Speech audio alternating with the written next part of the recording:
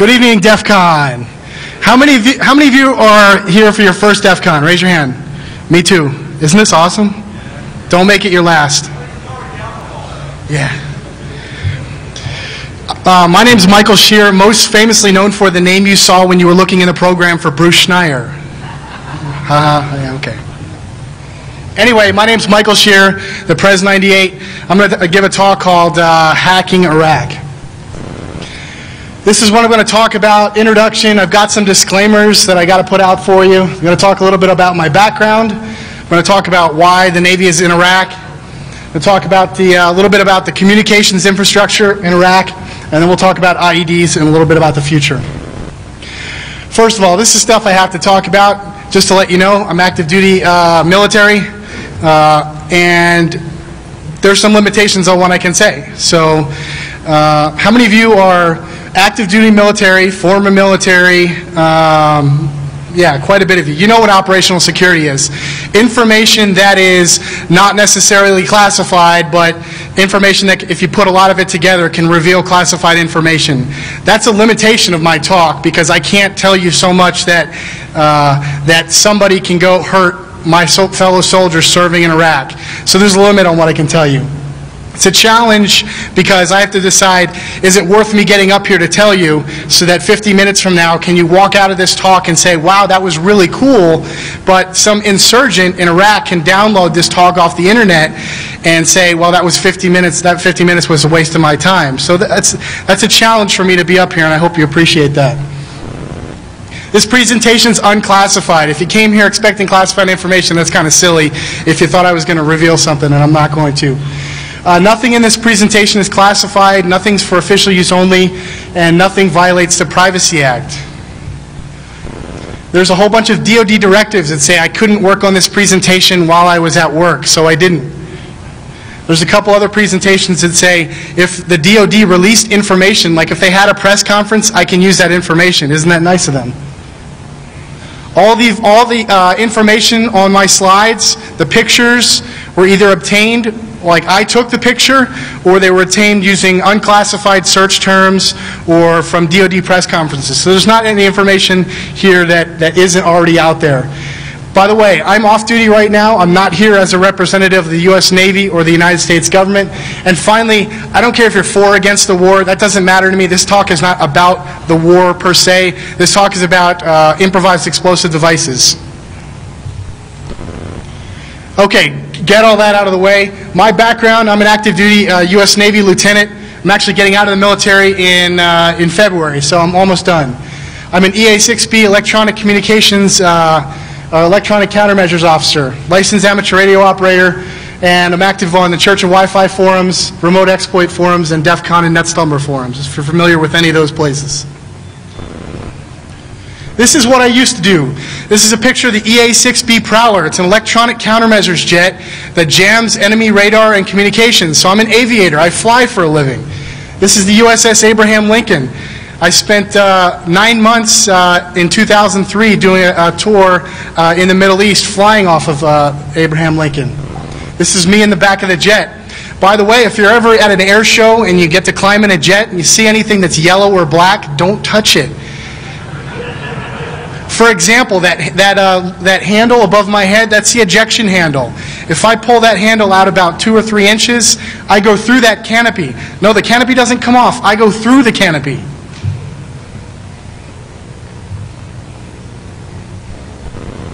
This is an EA-6B Prowler going off the front end of an aircraft carrier. It's about 0 to 135 miles an hour in about 2 seconds. It's better than any roller coaster you've been on anywhere, and I've done it about 250 times. It's the best thing I've ever done. That's what I used to do. This is what I did for 9 months in Iraq. If you're familiar with the video of Saddam Hussein wearing a suit, brown suit, he's got a fedora and he has a shotgun and he fires it off and the crowd's cheering, that's at his Saddam's parade ground. This is where I'm standing here. This is a picture outside of Balad, Iraq, and this is a convoy that is stopped for 3 hours in 130-degree heat because someone thought they saw an IED on the ground. there wasn't anything there, but we stopped for 3 hours in 130-degree heat. It was not very fun. This is a capture of a improvised explosives device going off. Fortunately, I was not in this vehicle at the time. And I don't have a lot of videos of this stuff, but you can search all over the internet, and most of it's recorded by the insurgents. Okay, I did stop by the pool at the U.S. Embassy once or twice. It's actually very nice. So why is the Navy in Iraq? I'm an aviator. Why am I standing there with an M16 wearing Army camouflage and 60 pounds of gear, including armor plates and body armor? Why? Well, first of all, is the threat from improvised explosive devices. The Army says, or the military says, that the leading cause of injury and death to soldiers in Iraq is improvised explosive devices. Yes, there are snipers. Yes, there are suicide bombers. But IEDs are the #1 cause of casualties in Iraq. The numbers vary. 65, 70, 75% of casualties are caused by IEDs. Well, what's the second part of that equation? The second part is that the Army asked for help. At the end of the Cold War, the Army basically shed their electronic warfare capability, and they just don't have that capability anymore. This is, you won't be able to read this, but this is a letter written from General Chiarelli, who was in Iraq at the time, to Admiral Mullen, who was the CNO of the Navy, and the next month will become the chairman of the Joint Chiefs of the Staff. And this is basically explaining what I said, that the Army needed the Navy to help with electronic warfare. The last part of the equation is that the Navy already had an indigenous electronic warfare capability. People like me who are used to flying, except I didn't think my electronic warfare capability was going to be deployed to Iraq for 9 months. There's another pic, like EA-6B Prowler. It's ugly. The result is JCCS-1, and that's an acronym for Joint Crew Composite Squadron 1. How the military loves the acronym. From the JCCS-1 homepage, here's the mission. Suppression of the RCIED threat. Now, RCIED, I'm going to have to explain all these acronyms to you. Radio-controlled improvised explosive device to coalition forces and reduce casualties through enhanced electronic warfare coordination and J-Crew operations, training and readiness. J-Crew, Joint Counter RCIED Electronic Warfare. How do you like that? You know somebody got an award for writing this. So what does this mean? This means that we are using electronic warfare against IEDs. In other words, we're using RF energy to try to prevent an IED from going off. That's what you can read out of that. Before I talk about the IEDs, I had given a version of this talk at ShmooCon in March, and a lot of people asked me some questions about the internet in Iraq. So I added a good section, and I found a lot of decent information about the Iraqi communications infrastructure, because it does relate a little bit to my talk. So I want to talk about that a little bit. First of all, we'll talk about the landline network, or perhaps the lack of the landline network in Iraq. Secondly, we'll talk about cell networks. And lastly, we'll talk about internet, the very short history of the internet in Iraq, and satellite-based communications. The landline network in Iraq was heavily damaged following the Gulf War and the Iraq War in 2003. That's not to say that there was much of a landline network. Even now, there's less than 1 million out of 27 million people in Iraq that have a physical landline connection, literally copper going to their house. So about 3 out of 100 homes actually have a landline going to their home. And of those, they estimate less than 50% of the time they actually work. The estimated cost to rebuild the landline network just back to its current state before the Gulf War was over $1 billion. So the answer is, do we want to spend $1 billion rebuilding a very poor landline network, or do we want to spend less than that and install cellular networks that more people will have access to? And of course, that was the answer. Here's an example. This telephone main lines per 100 people. A main line is a connection from your home to the telephone network. So you can see that it peaked in 1990 with almost 4 per 100. Since then, it's stabilized to about 3 per 100. So still, not very much. To compare, industrialized nations are typically in the 60 to 70 and above range, for example, the United States. Cell networks. Cell networks in large scale began introduction in Iraq after the war began in 2003, after casualties, or after the mission was accomplished. I shouldn't have said that. I'm not criticizing the president, honestly. Iraqi cell phone providers, there are 5 or 6. The first 2 in bold, Arachna and AsiaCell, are the 2 major providers, but there are additional ones. The networks are GSM 900, and although they are installing, they are upgrading probably this year and next year. By 2004, there were 1.4 million subscribers, and as of last year, over 7 million. So 7 million people in Iraq have cell phones. Less than 1 million actually have a phone in their house, and there's 27 million people in Iraq. So, 1 out of every 3 or 4 people has a cell phone. Everybody's got a cell phone. This is a coverage map of Arachna, which is actually the major cell phone provider. It doesn't necessarily look like a lot to you, but if you know the population density of Iraq, you know where the cities are located, this actually covers a large portion of Iraq. Large population area in and around Baghdad, and then the spots in the south cover the major cities, as well as Basra down there just north of Kuwait. This is an AsiaCell coverage map, which covers mostly the eastern half of the country, as well as most of the northern Iraq, which is commonly referred to as Kurdistan, or the Kurdish area in Iraq.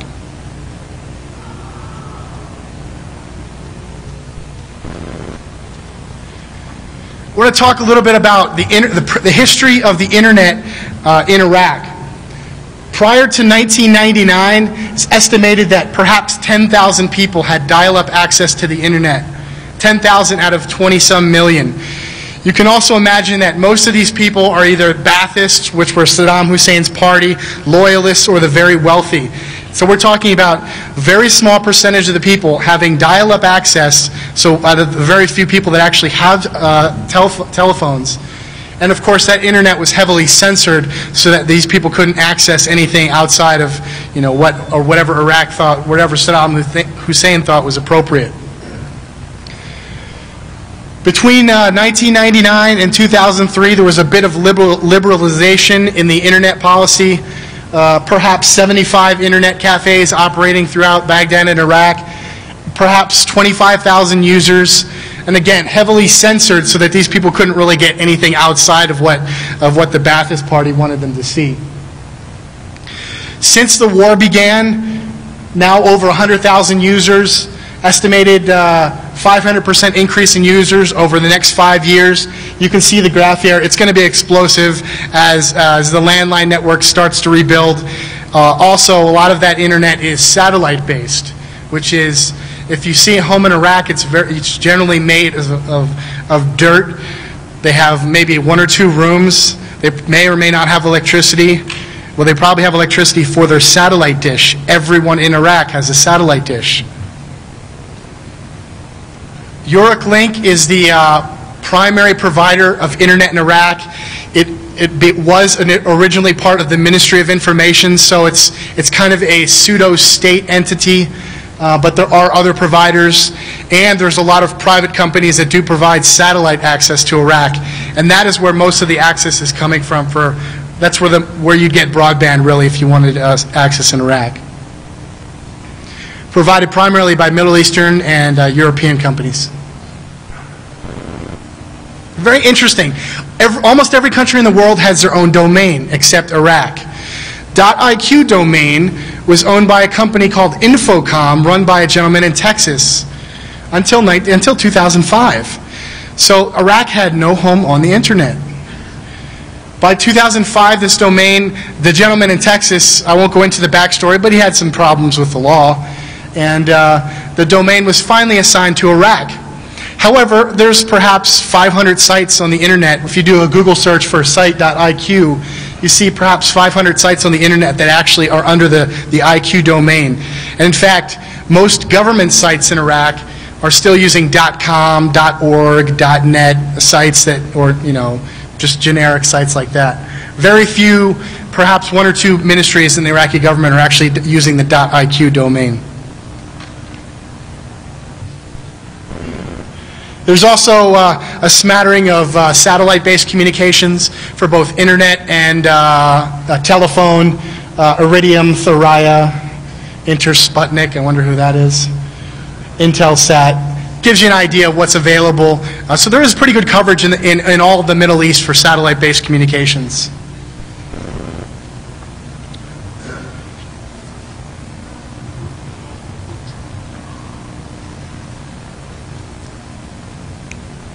I want to spend the majority of my talk talking about improvised explosive devices and a couple of things. First of all, what makes up an improvised explosive device? And then secondly, how can we start to get rid of these things? We're not going to eliminate them. It's like risk. You can't eliminate risk, you manage risk. Well, you manage the IED problem.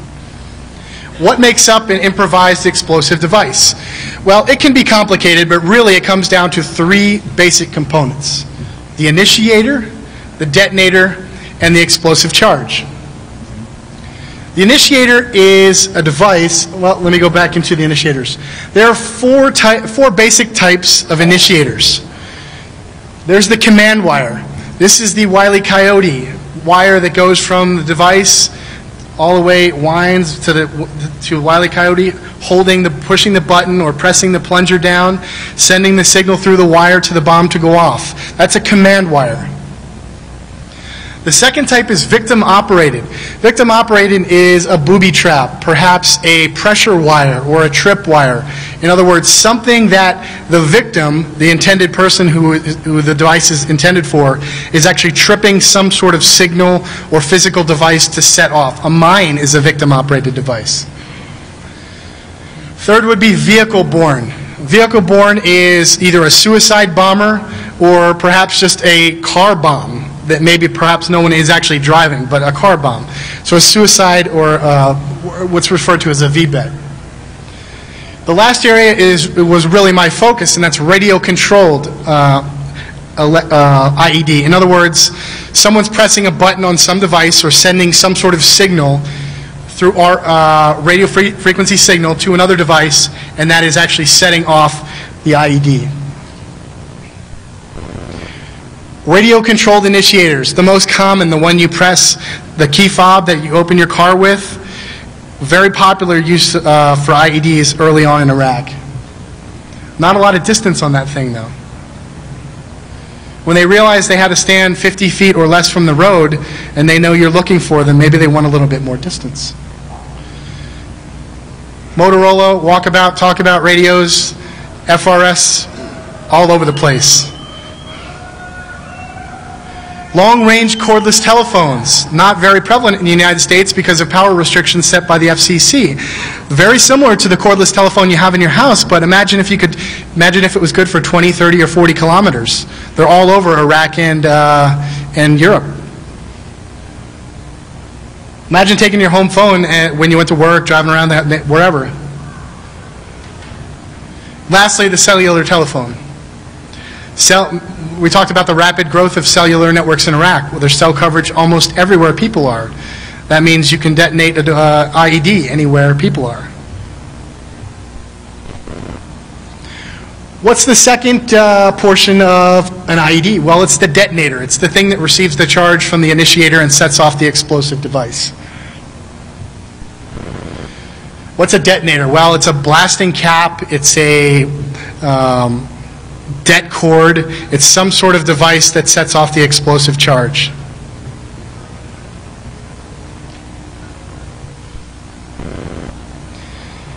And the third portion of the IED is the explosive charge. This is the thing that goes boom.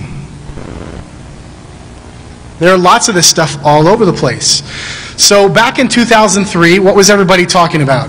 WMDs, WMDs, WMDs, WMDs, weapons of mass destruction, biological, nuclear. You've heard all that stuff. That was the focus. That's what we were looking for. What weren't we looking for? The tons and tons and tons and tons and tons times infinity of conventional weapons all over the place in Iraq. Artillery shells, mortar shells, landmines, unexploded ordnance that we dropped and didn't go off. All of this stuff is all over Iraq. We found some of it. We found perhaps a lot of it, but there's still a lot of it left. Not much of a focus on this stuff. So now we know the three basic components to the IED. You have the initiator, the detonator, and the explosive charge. So it could be more complicated than that, of course, and probably most of them are, but those are the basic components. So let's talk now about attacking the IED problem. And if you think about this, it's like I said earlier, it's like risk. You can't eliminate risk, you can only manage it. I'm a penetration tester, by the way. I'm a penetration tester of enemy air defenses. Think about that one.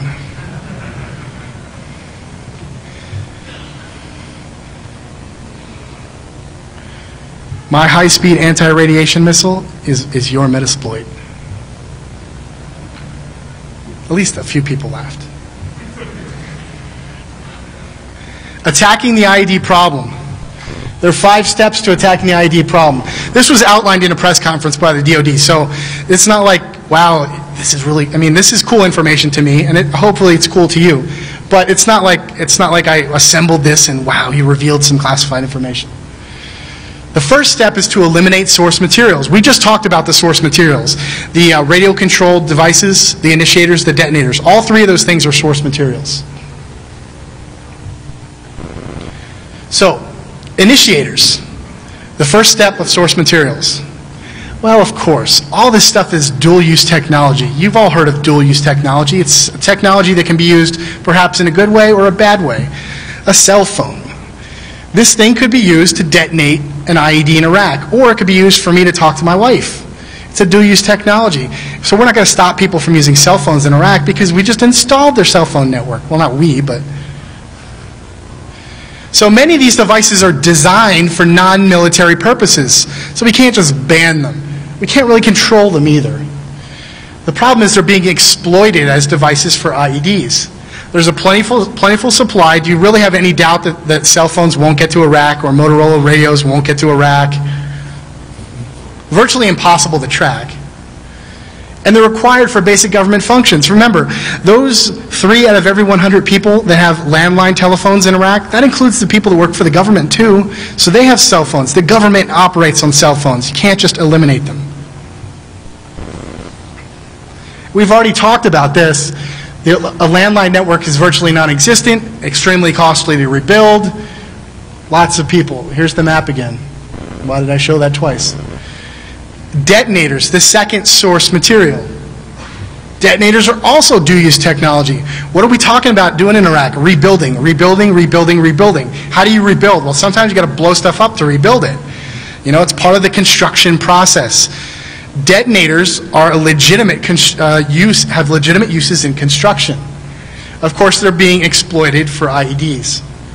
Again, plentiful supply, almost impossible to track. Finally, the explosive charges.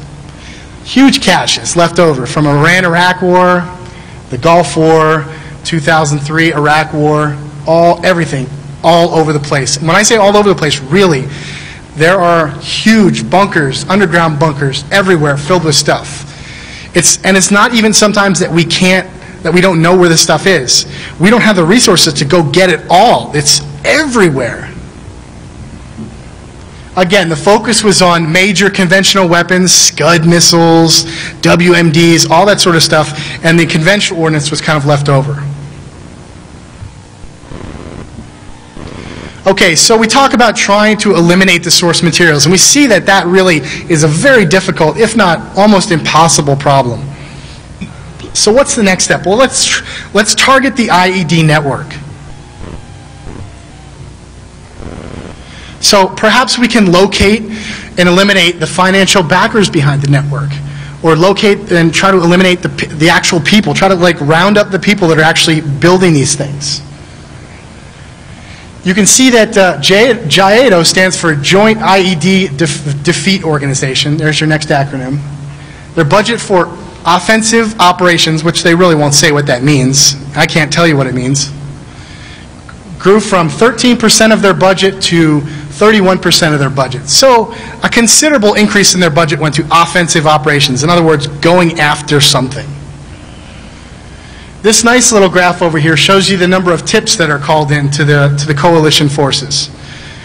Because when people call in and they give tips, and perhaps if it's a good tip and someone's rounded up, then you slip them a few $100s, they might call again. So how do we eliminate the network? Well, there's an organization called SEXY. This is really how they pronounce it, SEXY. Combined Explosives Exploitation Cell. There's your next acronym. What does that mean? Well, it means Coalition IED Forensic Investigation and Hardware Hacking Group. That's basically what they do. I can't really go into more detail. They really have a sign on their door that says CSI Baghdad. And I say that half jokingly and half serious, that's really what they do. They're CSI Baghdad. They really are. If you want to find more about SEXY, search on Google. You won't find all that much. Here's one thing I did find. They provide the technical and operational analysis of bombs. So basically what I said, they try to figure out how the devices operate. They're in Iraq, so that's kind of the front line of the CSI part. The back part is called it's a program called TDAC, Terrorist Explosive Device Analytical Centers. This is a big database that's run by the FBI and ATF. So all this stuff that they kind of get in Iraq and Afghanistan and all over the place, they send it back to the States, and they have these huge databases so that maybe you can perhaps fingerprint who's doing a certain bomb or something like that. There's a couple links down there. That's about the only thing on the internet about TDAC, really. You can go, they have like a website, but there's really nothing else. That's about all you can find. They are .gov sites too, so. So we do have a little bit of a capability in eliminating the network by seeing how their devices operate and seeing how, it's almost like if you're doing analysis of crimes and somebody has the same description of the same person is doing a certain crime. We have a series of robberies going on back in State College, Pennsylvania, and all the robberies are white male, 5'6" to 5'9", 170 pounds, wears black, brandishes a black. The description's pretty much the same in all of them. And so you can almost do that sort of thing with a bomb. You can take a look at a bomb and almost tell who makes it. You may be able to say, all these bombs were made by this guy. Maybe. So we do have a bit of a capability there. Third step is eliminate the bomb and placer. This is the guy who actually goes out, takes the bomb, puts it on the road, maybe digs a hole or whatever he wants to do. So he emplaces the IED at the target location. He may or may not be part of the network. He may be part of the group, and his job is to put them out there, or they may, come into your house, point a gun at your head and say, you will go put this out on the road, and here's $20 or $50, and thank you very much for your help. So he may or may not be sympathetic to the insurgents. They may be people who are sympathetic to the coalition forces. You can't really say. But perhaps we can eliminate the person who's actually placing the bomb there. Let me go back.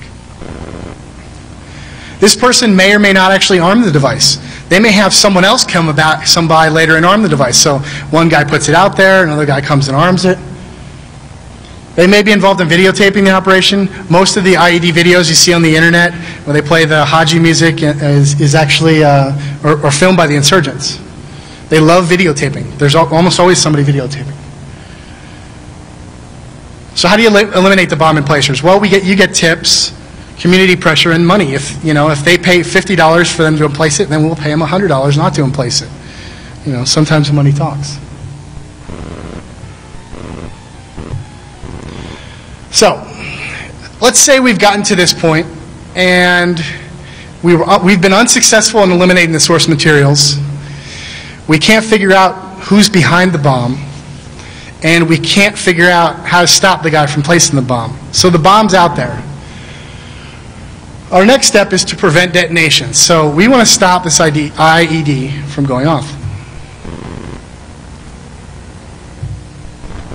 This was my primary job in Iraq. Electronic warfare, jamming, IEDs, try to prevent them from going off. There's that statement again that somebody got like a really good award for writing that. Jammers, RF energy. You know how, this is how jamming works. There's a receiver that's being jammed. There's two people jamming it. The guy trying to set off the bomb and me. Jamming works by who gets more power into the receiver. So if I can get more power into the receiver, the device doesn't go off. Very simple.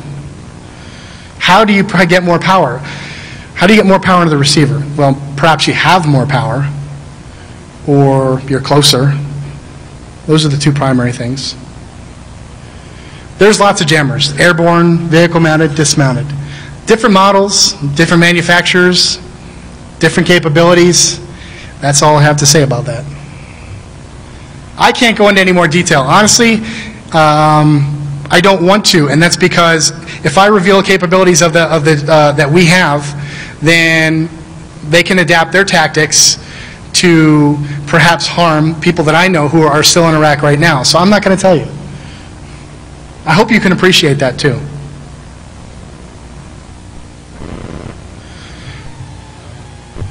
Okay, so we haven't been able to eliminate the source. We haven't been able to eliminate the network. We haven't been able to eliminate the bomb being in place, and we couldn't prevent it from going off. So this IED is going to go off.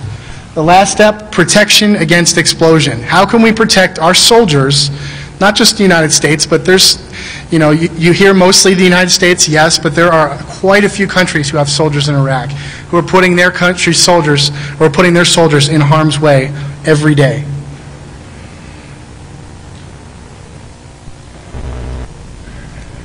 Armor protection.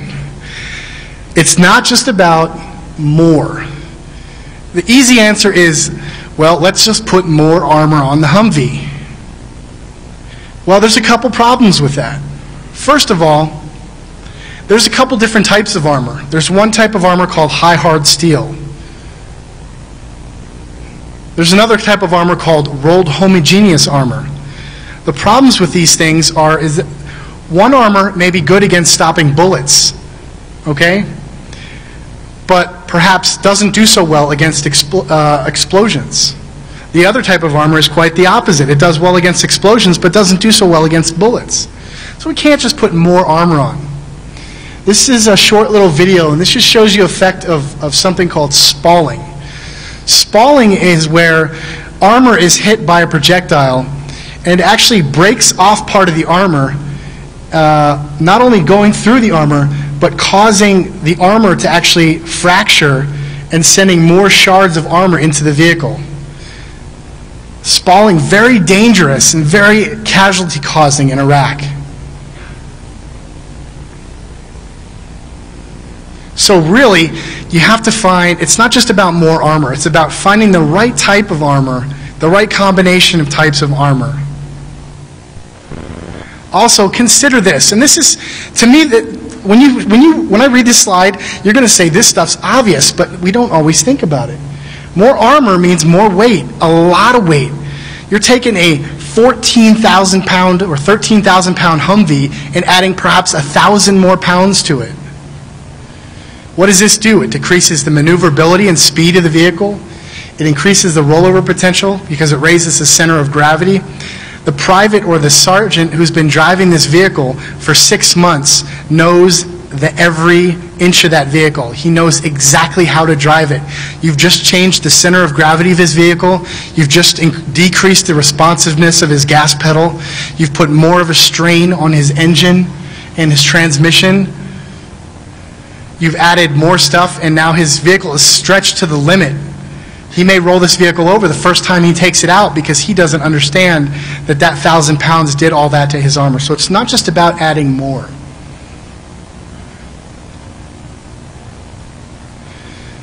The second point about protection against explosion is the underbody versus the sides of the vehicle.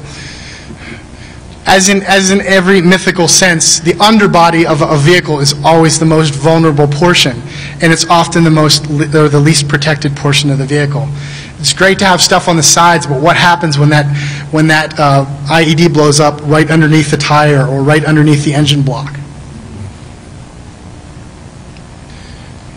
You'll see really in the next year that the U.S. military is going to V-shaped hulls. When we say V-shaped, like literally kind of looks like the bottom of a boat. And the idea of this is, instead of the explosion going up into the vehicle, to direct it outward, to protect, basically giving a better underbody protection to soldiers. This will probably be the biggest lifesaver of troops in Iraq.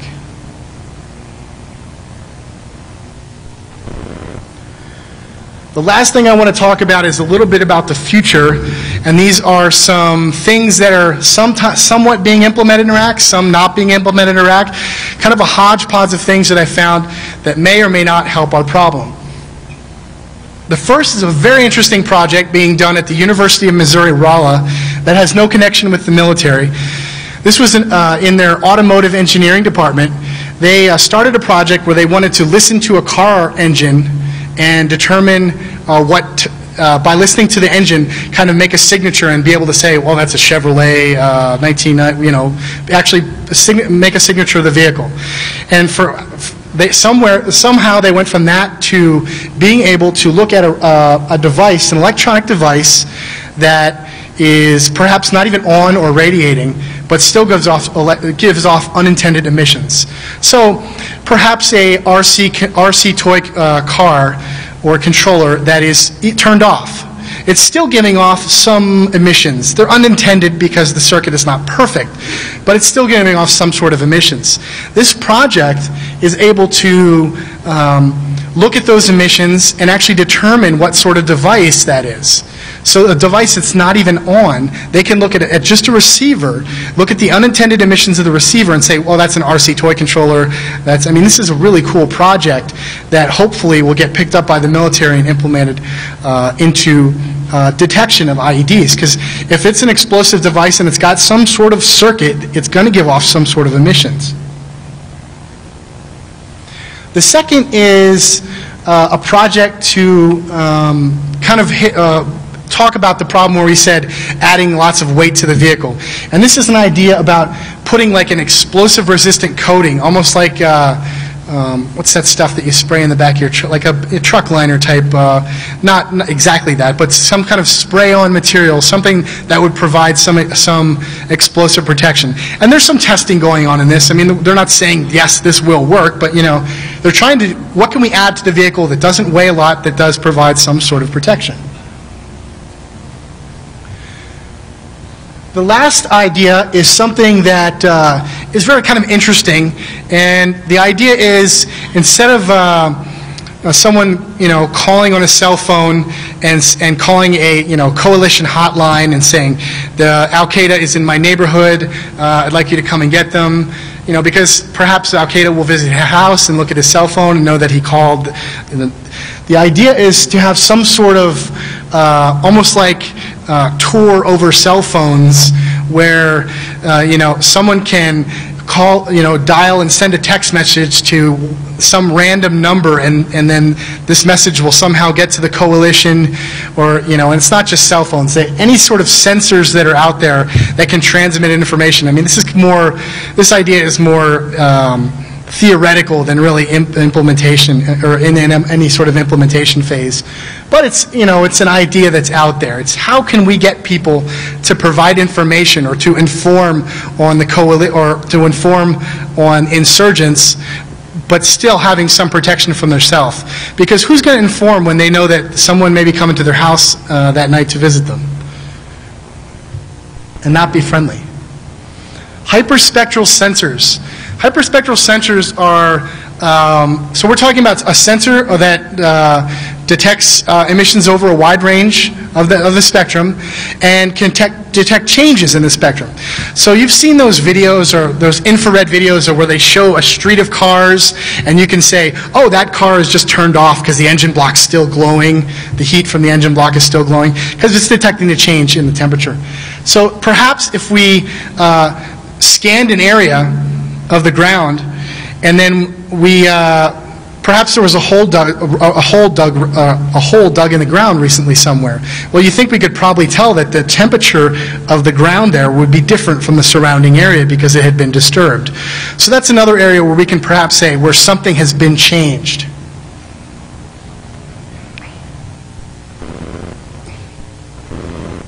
Go to this last thing.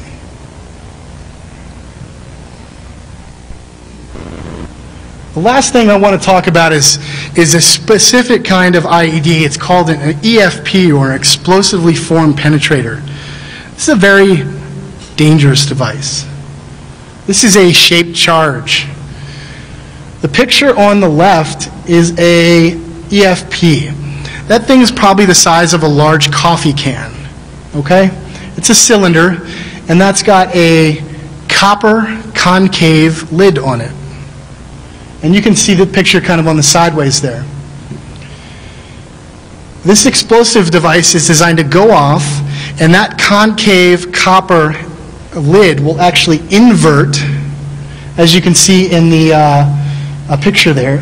It's a scientific effect called the Misne-Chardin effect. It'll actually turn into a molten jet that will eat through just about any armor out there. This is a recovered piece of an EFP. After, obviously, it's not molten anymore, but this thing will go through almost anything. I responded to an incident where one of our vehicles was hit by one of these devices. Fortunately, nobody was seriously injured. However, there were holes all over the place in the armor, where this stuff just penetrated right in, cut through steel like butter. These things are not new. The Israelis have been dealing with them for decades. And if you can figure out who the enemies of the Israelis are, not just people in Israel, but larger, you can imagine perhaps where they come from. They don't all come from Iraq. There's some people that are very good at these things. They've been doing them for a long time.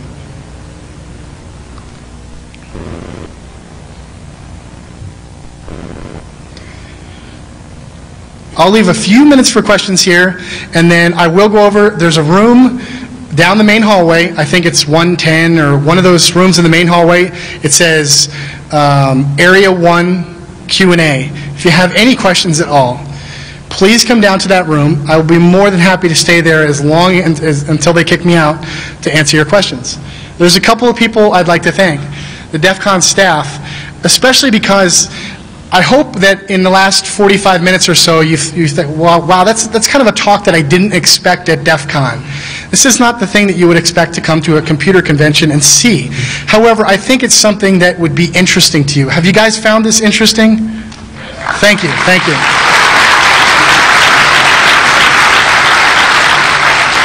Thank you. I'm part of an organization called the Church of Wi-Fi. We're running the Wireless Village up in Skybox 209. I've seen a lot of you up there. The room has been packed all weekend, and because of that, we're likely to have the same opportunity at DefCon next year. We're going to be operating tomorrow, probably from 11 or so until the closing ceremonies. So please, stop by the Wireless Village. We'll have an RFID locating contest tomorrow and a breakout session. So if you don't even know anything about RFID, and you want to learn, one of our members, Thorne, who's up here in the front, will be giving that session tomorrow. We even have some of the materials you need, so you can show up with nothing and you can make something. It'll be really cool. My family, my wife is back in Pennsylvania. I've got a 7.5-month-old who my wife is sending me pictures of last night, running around in her walker. And so my wife is at home taking care of the kids and allowing me to be here. I talked about the Wireless Village and the contest. Thank you all for coming to the talk. like I said, this is my first DefCon 2. DefCon is what you make of it. So hopefully some of you, if you have ideas, get up here and talk. I mean, this is my first DefCon. I didn't expect to be sitting in Area 1, the biggest room in all of DefCon, practically full. I mean, thank you.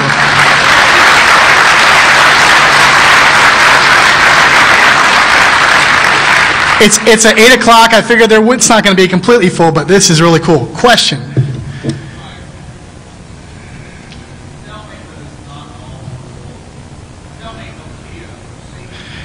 Oh, the question is, it's not all. Are you saying, are all the cell phones Motorola? Did I really say Motorola 5 times? Did I really say Motorola 5 times? There's cell phones. All the cell phones are all sorts of cell phones. But I have seen a lot of the talk. I was just talking about the Motorola talkabouts. But yes, cell phones of all varieties. Siemens, Nokia, whatever your cell phone is, there's one of them in Iraq too. You're welcome. Question up here in the front.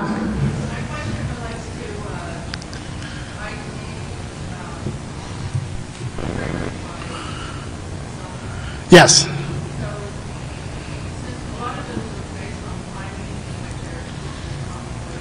Yes.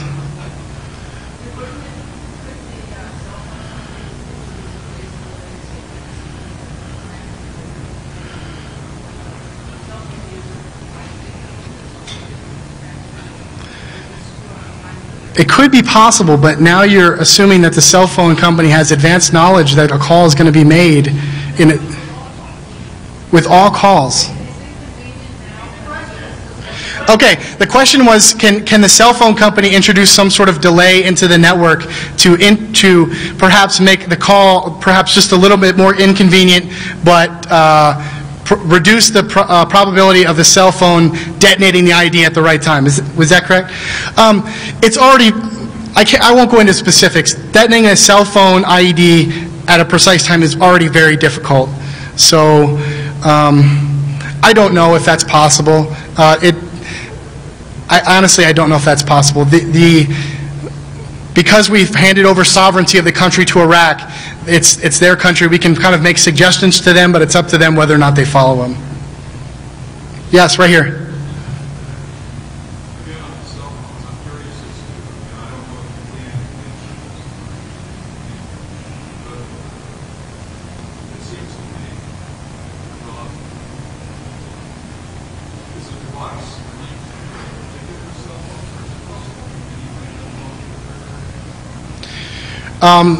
The question was, is the device linked to a particular cell phone or any random cell phone? Generally, they're going to call a specific cell phone and perhaps have some sort of code to set it off. Does that make sense? So yes, they're going to a specific phone. Does that answer your question?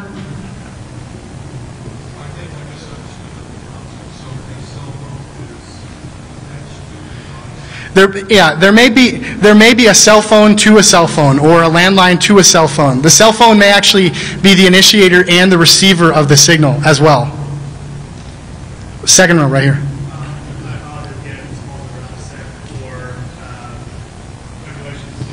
Sure.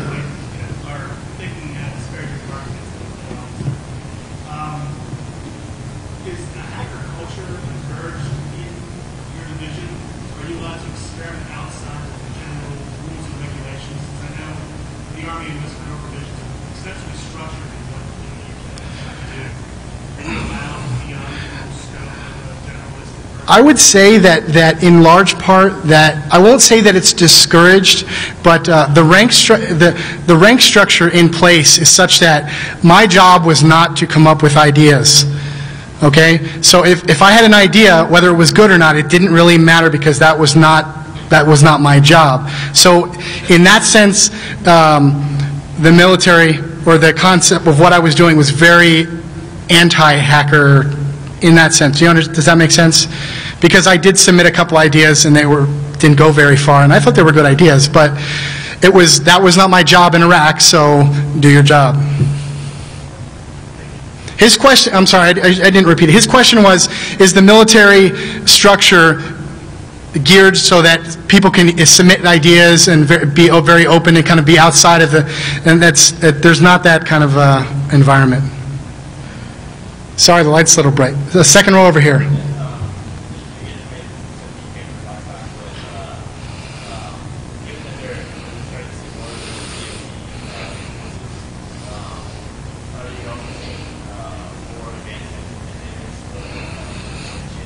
In general, his question is, are we seeing more advanced techniques, detonators, devices from the enemy? Warfare is back and forth. It's always we do something, they respond, or they do something, we respond to it. They do something else, we respond to that. That's the history of warfare, and it's no different in Iraq. It started out with very simple devices, and it's gotten more complicated as it's gone on. So yes, you're correct in assuming that. Any other questions? Like I said, if you have other questions that you haven't asked here, I will go to, I'm not sure what room it is. It's the first room on the left in the main hallway when you go towards the registration desk. I'll be there until they kick me out. Thank you for coming tonight. Enjoy the rest of your DefCon.